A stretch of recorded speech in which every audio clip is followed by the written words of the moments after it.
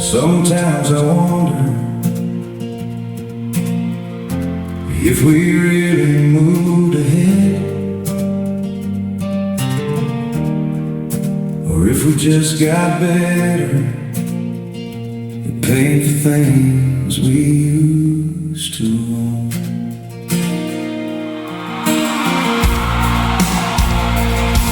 I remember when a dollar bought a little something.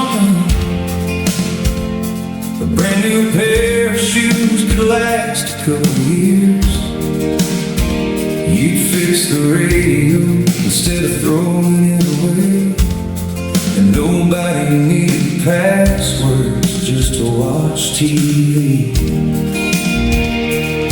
We had a house full of things that actually belonged to us, a stack of records, an old VCR,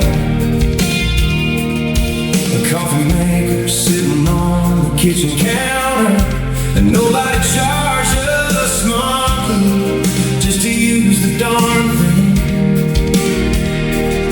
Now my phone says my payment